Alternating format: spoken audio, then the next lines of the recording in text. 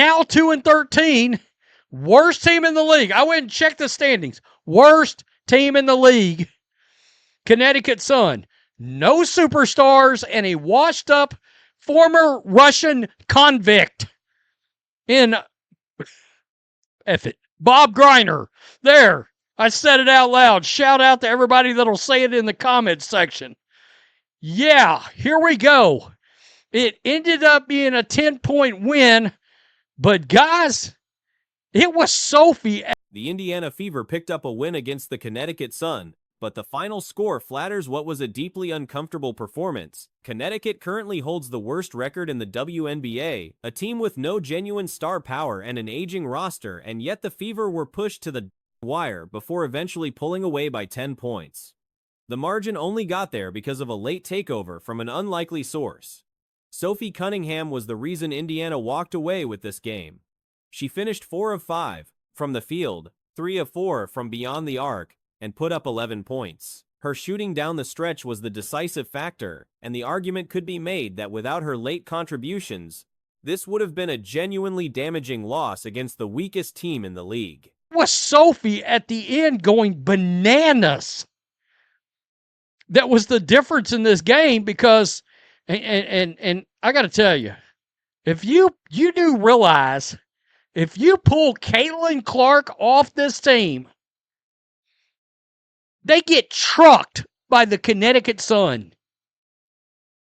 with 2 supposed superstars in Aaliyah Boston, Kelsey Mitchell.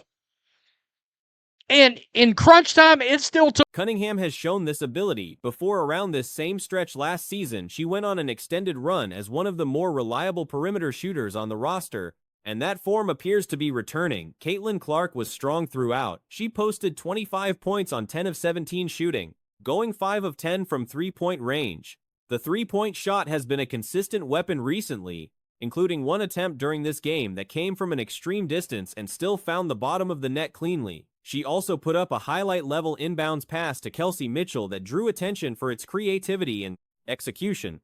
At halftime, Clark had 12 points and 4 assists, and the team held a 9-point lead, a lead they proceeded to surrender before Cunningham steadied things late. Took Sophie Cunningham showing up to win the game. Let's start with Soph. 4 of 5, 3 of 4 from three-point range, 11 points. I hope she does the three-point contest this year. I screamed bloody murder last year when we found out somebody from the Fever was going to end up doing that. I said, it needs to be Sophie. She's killed. Kelsey Mitchell contributed 19 points but shot 6 of 15, a rate that undercuts the counting stat. Aaliyah Boston put up a quiet double-double, 13 points on 5 of 13 shooting with 11 rebounds. The efficiency numbers alongside the output tell a story about how passive and low impact some of those contributions were. The overarching concern from this game is not that the Fever won. It is what the game revealed about the coaching and system. Struggling this badly against the league's bottom team points directly to preparation and tactical decision-making. She's killing three-pointers. This is about the time Sophie started warming up last year. And she became a wrecking ball for like 6 weeks straight. Caitlin Clark was awesome tonight. 25 points, 10 of 17, 5 of 10 from three-point range. She has found the three-pointer, folks. She hit one, I swear to God, it was from... The slow pace of the offense, the rotation choices, and the repeated tendency to pass up open looks in favor of an extra pass, all of it contributed to a game that should have been resolved in the third quarter, dragging into a late scramble. The Fever were taken neck and neck with Connecticut with under 2 minutes remaining. That is not a reflection of the players. It is a reflection of how the team is being coached. The coaching staff drew particular criticism for using only a single pick-and-roll action involving Clark and Boston in the first quarter, despite that combination representing arguably the most dangerous two-person action on the roster. When the head coach arrived, she referenced Karl Malone and Stockton in describing how she envisioned deploying those two players together. What has materialized on the court has looked nothing like that vision. One, I swear to God, it was from 40 foot out. It was a long-ass way out. It was a beautiful shot. Kelsey Mitchell, 19 points, but 6 of 15. Yikes. And Aaliyah Boston, the quietest double-double I've ever heard in my life. I mean, seriously, she put up a Angel Reese double-double tonight. 13 points, 5 of 13. The Fever eventually secured the result, but the margin of comfort was entirely dependent on Cunningham getting hot at the right moment. If that shooting had not landed, this conversation would be about something far more significant than a narrow victory over the worst team in the league. The Indiana Fever's win over the Connecticut Sun was less a dominant performance and more an awkward grind that required a late-game rescue act to preserve. Here is how each player fared. NaLyssa Smith turned in what was comfortably her strongest outing of the season. She has struggled for consistency since arriving in Indiana, but against the Sun she brought visible energy on both ends, finished well around the basket, ran the floor aggressively, and contributed on the offensive glass. Double-double tonight. 13 points, 5 of 13, 11 rebounds. I mean, you know, if you're an Angel Reese fan, y'all celebrate this kind of thing. But no, not on this channel. Wow. Evelyn DR, let's start with her. My official feedback to the Fever, everything sucks. The coaching, the rotations, the slow motion offense, front office. I paid for the Showtime Fever, not basketball melatonin. The effort level alone separated her from recent performances, and when hustle plays translate into real possessions, that value is hard to ignore. Grade: A-. Aaliyah Boston had an uneven night by her own standards. Finishing was erratic throughout, and her execution in pick-and-roll situations was inconsistent until the final few minutes, when she became the connector that delivered the ball to Sophie Cunningham on the shots that decided the game. Each of those assists traced back to Caitlin Clark drawing the double team and swinging the ball, but Boston's positioning and decision-making in those moments were sound. A difficult game redeemed by a strong closing stretch. Basketball melatonin. Bring back 2024, I said. I swear before God, if they make that bum-ass extra pass when they got a wide-ass open look one more time, guys, it drives me insane. The Indiana Fever struggling against a 2-12 team actually says a lot about that team is prepared by an amateurish coaching staff. Grade: B.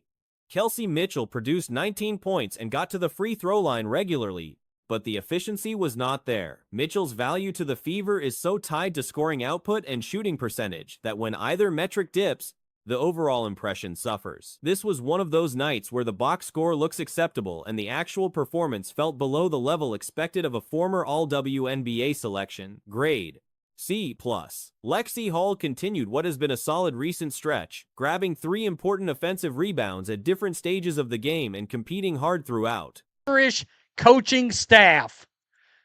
It's the direct. Their performance tonight was a direct reflection on the coaching staff. I don't want to hear. Somebody asked me during this game, if they lose this game to this sorry team, would Stephanie White finally get fired? And I said, with this front office, no. No.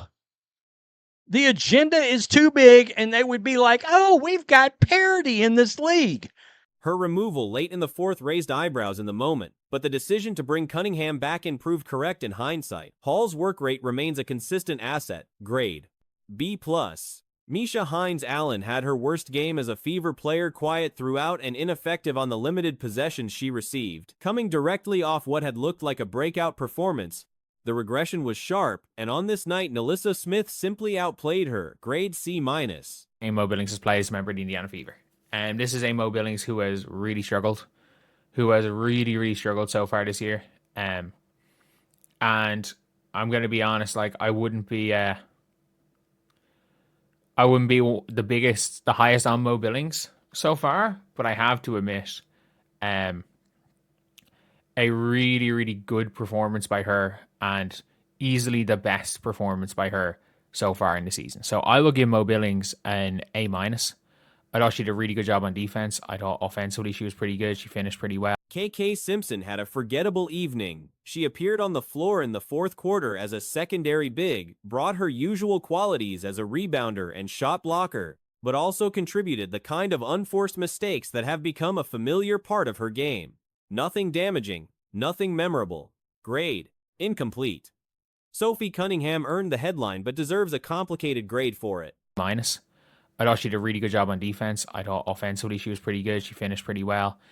She ran the floor hard. And look, if you're going to get, when it comes to Mo Billings, even if you're not getting anything else, if she is giving 1,000% effort and running the floor faster than everybody else and creating extra opportunities from offensive boards, look, you can't complain too much about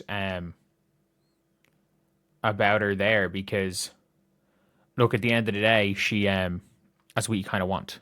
That's what you want out. Through most of the game, she was one of the worst players on the floor, struggling to catch clean passes, leaking on defense, and visibly out of rhythm. Then, with 3 to 4 minutes remaining, she scored 11 consecutive points, including 3-pointers and a difficult layup that effectively ended the game. You cannot grade an 11-0 personal run below an A, even when the preceding 36 minutes were poor. Grade A. Ty Harris was inserted into the rotation midway through the third quarter without a clear explanation and did not distinguish herself in either direction. That's what you want out of her. So Aaliyah Boston, and not Aaliyah Boston's best game. I have to admit that. Not Aaliyah's best game. Without question, one of Aaliyah's weaker games. Look, it happens. It happens. Like, you're going to have good games, you're going to have bad games.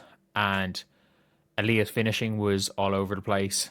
There were a lot of things with Aaliyah where I'm like, look, you just don't. A lot of poor finishing, a lot of poor, She did not hurt the team. She also did not help it in any meaningful way. Grade C. Raven Johnson hit a 3-pointer early, grabbed an offensive board, and did nothing visibly wrong in her brief stint, then never returned to the floor for reasons that were not apparent from the game itself. Grading a meaningful contribution that gets arbitrarily discontinued is an exercise in frustration. Finishing, a lot of poor execution out of the pick and roll until the end of the game, where she became the player that got the ball to Sophie. Like, she had 3 assists to Sophie's shots at the end of the game, which is really important again. Every single one of them a hockey assist from Caitlin, but it doesn't really matter. Like, that is the advantages of the Caitlin Clark Aaliyah Boston pick and roll that you have.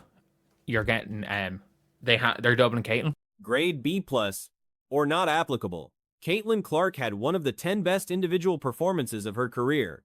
The officiating cost her several calls that would have pushed the final line toward 30 points and 7 assists, putting the night firmly in the conversation for her single best performance. She has now produced back-to-back games that make the case for her as the best guard in the league without much room for argument. The grading standard applied to Clark is an MVP trajectory benchmark, which makes a flat A the appropriate ceiling here rather than something higher. And they're doubling Caitlin, so then they have to go and double you, or they have to go and swing to get you open. And I feel like she did a really good job on that. All around, I'm going to give her like an A execution in the last 3 minutes of the game, but like, I can't give her better. I can't give her more than a I don't know. Can I give her more than a I don't know. Can I give her more than a B? Like a B flat? No, I think she executed well down the stretch, and that's going to get you a B. Not going to get you any higher. Kelsey Mitchell. Kelsey Mitchell, again, had one of those games where I'm like, I'm watching this game and you don't look like you're playing well, but I'm looking at the box score and you put up 19 points. She got to the line a good bit, I guess. And I just didn't feel like Kelsey Mitchell had a great game again today. I just didn't feel like Kelsey Mitchell had a great game again today. I don't think she had a bad game. And again, when your bad games are 19-point games, you're obviously a serious player. But the problem is that she goes where, like, her whole thing is how many points she scores. Kelsey Mitchell's game, 99% of the time, you can tell whether or not she's played well based on the amount of points she scored. And the amount of points she scored and her field goal percentage. And her field goal percentage wasn't great. She scored and her field goal percentage wasn't great. But overall, I'll go C plus for Kelsey. Like if we're holding her to a standard of she's not an all-star level player, she's just a normal player, it's better than C plus. If you're holding her to the standard of an all WNBA first team player, which she was last year, C plus is at best. Lexi Hull plays her ass off, I guess. Again, 3 key offensive rebounds at different times in the game. I was shocked at the end of the game where she was pulled for Sophie Cunningham.